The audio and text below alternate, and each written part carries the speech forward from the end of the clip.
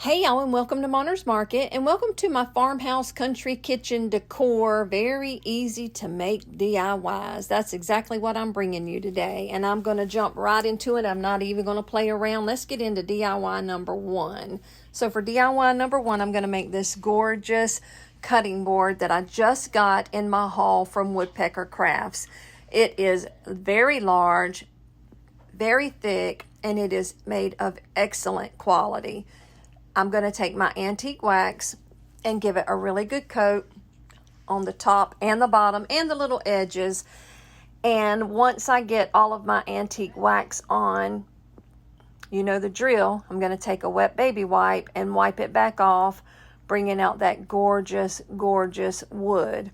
Now, I will have a link to Woodpecker Crafts down in my description box below, because the deal I got on this board was amazing. And like I said, it's really, really big, and it's made of such good quality. And I want you to look at that wood. No matter which side I decide to use as the front, it's going to be gorgeous. Look at that. Look at the wood coming out. I mean, it's just so pretty. Now I'm going to take my Blessed Beyond Measure transfer that I got from Chalk Couture, because as you know, I'm a Chalk Couture designer. And I'm going to fuzz it. You want to fuzz it when you're dealing with anything besides like a fabric. So I fuzz it a few times, put it down on my board, try to get it as center as possible. Then I'm just going to go in with my bright white chalk paste, and I'm going to do the whole thing in that. I started to do the little leaf looking things right there in my really pretty pesto. But I don't know, just something just said, no, leave it all white. And I'm really glad I did, because watch what happens. Look at this. Honey, let me tell you. You can pull back 1,000 transfers a day and never get tired of it. Now, this I showed you last week, but I'm going to show you again. Lay your transfer upside down with the sticky side up. Then take your shiny side of your backing, and it goes right on. I have fought doing this forever until I watched Melissa over at All Things Crafty show me how to do it. And that, literally one try, bam, it's done. If you wash your transfers immediately as soon as you get through using them, look at that. It looks like it's never been used before. Take good care of them, and they'll take good care of you.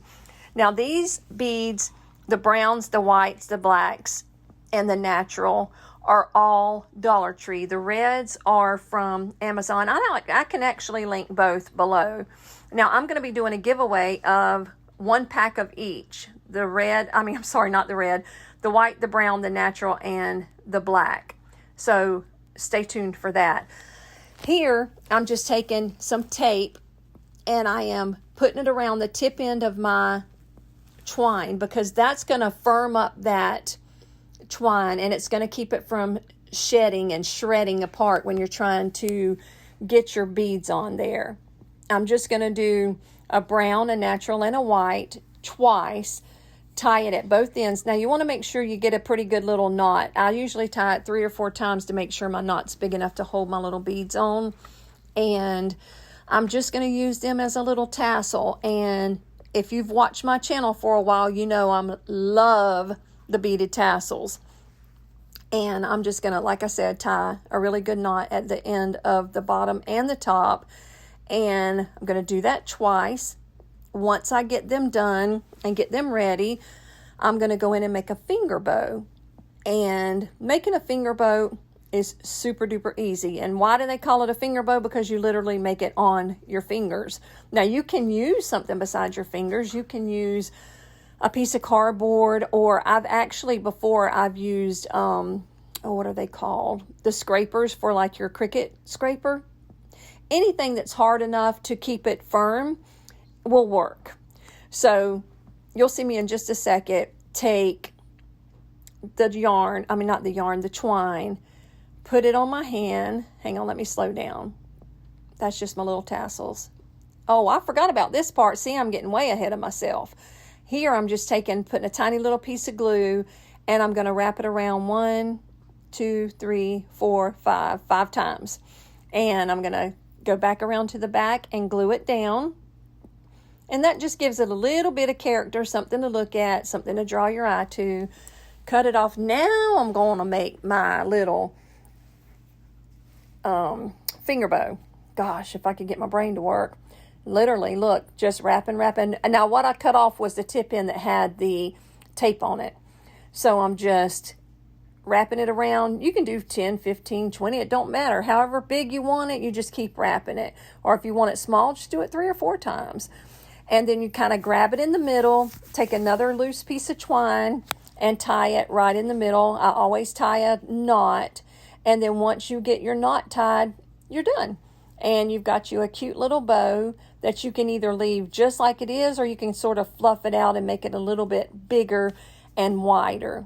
Now, as you see, I'm going to glue it down. But first, I'm going to take my little tassels that I made, glue them down, and then I'm going to put it right on top of that. Now, I've got it's a little bit too long at the top, so I'm just going to snip that off. You'll never even see it. Snip the bottom, make sure they're all sort of even, and then I'm going to add a little natural half bead. And with that, it is done. Super quick and easy, and look at how beautiful that turned out. Now, yes, some more color would have been gorgeous. I could have done the little leaves that green and then added a green bead and really made it pop, but I didn't really choose to this time. But look how pretty that is. Literally perfect every stinking time. I love Chalk Couture. There's always a link in my description box to either sell it or become a designer like me, where you can get everything for 40% off, and a one-time 15% off on top of your 40% off. No limit what you can spend with that 15% on top of the 40. It's crazy. So let's jump into DIY number 2. So for DIY number 2, this is not a pumpkin or fall, but it is something that I bring out in the fall. And it's just a little faux scale. So I take a bowl, 2 bowls actually, a square one and a round one from the Dollar Tree. And then I take this little dollhouse table from the Dollar Tree, and that little square right there I picked up, I want to say at Hobby Lobby. And I mark the spot that I want to put the table on. I use E6000 on 2 of the legs, and then hot glue on the other 2 legs, so that I can give it that permanent and temporary, right then hold. Then I put some more E6000 and hot glue on the top of the table, added my little square, and then I put the small bowl on top of that. And that gave me my form that I was looking for my scale. Once I got that done, I took it outside and I gave it a really good coat of just a white 2X Rust-Oleum spray paint. Now, I did do this. Before I did that, I took just a little round that I had, cut out a piece of cardboard, and I printed this old scale right here out. All I did was Googled, I want to say vintage scales, and I found this picture, measured it out, and like I said, I cut that piece of cardboard to hold it up against the front. Then I took it outside and spray painted it. I have no idea what I did with the footage to spray painting, but I was literally just spray painting it with some white Rust-Oleum 2X. Then I took some Mod Podge and I Mod Podged my scale front to that piece of cardboard that I cut out. And then I glued that to the front of my scale. And once I did that, I went in with some ink chalk paint from Waverly, and I distressed it up a little bit and gave it that, what is it called? Oh, you see Indiana Jones? I love her. So usually when I'm crafting, I'm watching somebody else craft. But anyway, I took the ink and I just went around it and gave it that porcelain look where it was kind of like chipped up here and there. Just an old, worn, scale that you would find way, way back many, many, many years ago. I remember both of my grannies having one of these scales in their kitchen, and they used them all the time. So I would love to hear what you think about this scale down in the comments below. I fell in love with it. I thought really that it would kind of be cheesy looking because I use so much plastic. But once I got it painted with that white paint and then went back in and distressed it, I don't know. I like it. I don't think it looked too cheap and cheesy. I think it really looked as authentic as you could get. And I've got less than $5 for sure in this whole thing.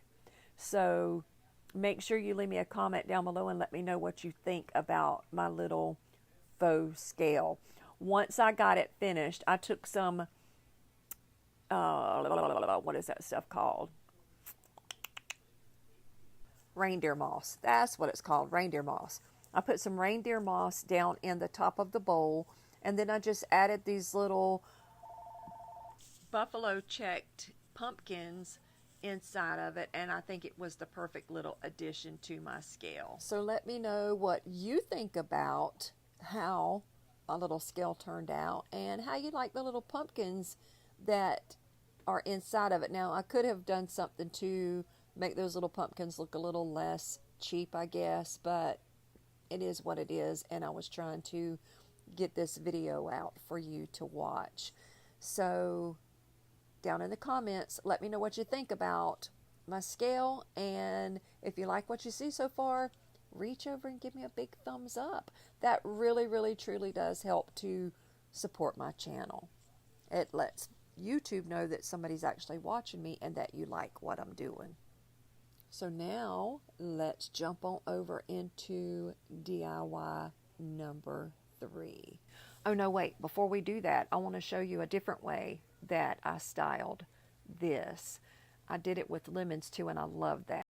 Now for DIY number 3, I'm going to make this gorgeous rolling pin. I love it. I'm going to go in with some ivory chalk paint on just a natural wood rolling pin that you can get from the Dollar General for $5 at mine. Anyway, I can get them all the time, and they are plentiful.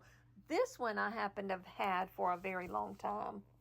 I just took that ivory and I gave it a very distressed coat on the middle of the rolling pin, and then around the little edgy top right there too. And then once I got that done, I took that antique wax and I went around the handles. Now, I did not wipe the antique wax off because I wanted that darker look.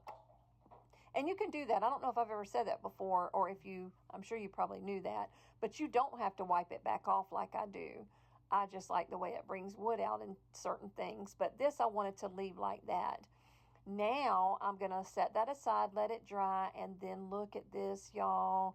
It's a Dollar Tree rub-on transfer, and it is absolutely beautiful. Look at that. If anybody can find them, if you'll send them to me, I'll be happy to pay you and pay you extra for them, because I've been looking for one for about 2 years now and cannot find them. But I'm just going to tape it down and make sure it's got a really snug fit. And then I'm going to go and I'm just going to scrape, scrape, scrape, scrape, scrape, and rub, rub, rub, just like the name says, until I get it all rubbed on. It is that quick and easy, y'all. And I'm just taking a couple pieces of twine and tying a little bow at the end. And I don't even know why I did that, honestly. It don't add a thing to it, I don't reckon. But I guess I thought at the time it did. Now this I saw Sammy do over at Unicorn Dust Designs, and I loved it whenever she did hers. Hers was a lot different than mine. Hers is right there at the top left. Mine is below, and I love them both, but I am so crazy in love with mine. I want you to look at that whole entire rub-on transfer. It is just absolutely gorgeous. It says spring at the top. And then it's just got this really old, gosh, I don't even know what to call it. Almost like a piece of mail, an old piece of mail. Then it has that bicycle, and it says, welcome, sunshine. And as you spin it, oh my gosh, it just gets more and more beautiful. It's got a lot of really pretty flowers. Look at the flowers on the top of that handlebar in that basket. I mean, it's just beautiful. It's just beautiful. And it went on this rolling pin so easy. Like, it's the easiest thing in the world to do those rub-on transfers. Look at that. That to me is just stunning. I don't know about you, but I love that. So if you happen to find this particular rub-on transfer, please get a hold of me and I'll be happy to buy it from you, because there's a couple of other things that I want to make to match this, but I can't find that rub-on transfer. Now, this was from about 2 years ago, so they very well may not even make them anymore.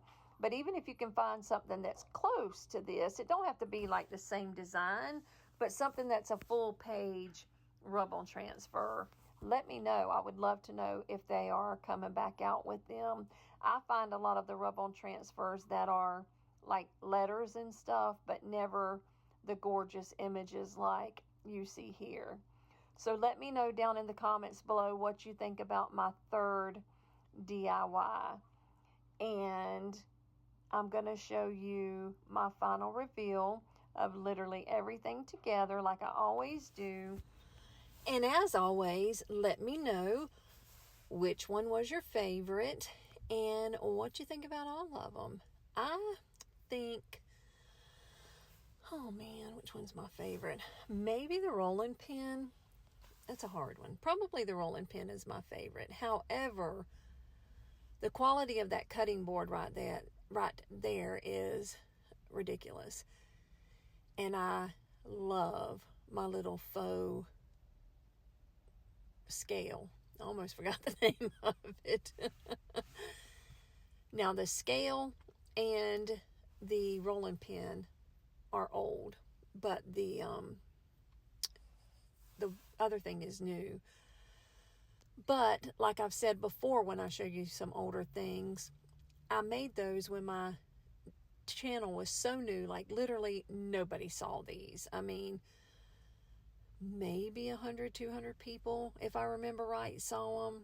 Maybe a little bit more. It just depends on which video they were in. But definitely not 16,000 people, which I know 16,000 people don't watch my videos. I'm being silly now. But still, I only had less than 1,000 subscribers when I made them. So I just thought I would share them with everybody again. So if you are new to Monner's Market, welcome. My name is Brenda, but my sweet grandbabies call me Monner, and I'm so glad you're here. Also, I have a video every Tuesday. Now, next Tuesday, I'm not going to have a video because I'm going to have one on Monday, the 20th at 3 p.m. So the 20th of every month at 3 p.m., I do a collaboration with some ladies, and we just bring you something different every single month. And because the 20th fell on Monday, I just didn't want to turn around and do another video on Tuesday. So next week, just keep in mind that my video will be Monday instead of Tuesday, and it will be 3 instead of 8. As always, if you're in the chat, I'm so glad you're here. I love chatting with everyone, and you know I love you to death. So hopefully you'll come back next week, especially if you're new. Give me a big, big, big thumbs up. Share, subscribe, and all of that good stuff. And as always, thank you for coming. Thank you for watching. Be blessed. Bye now.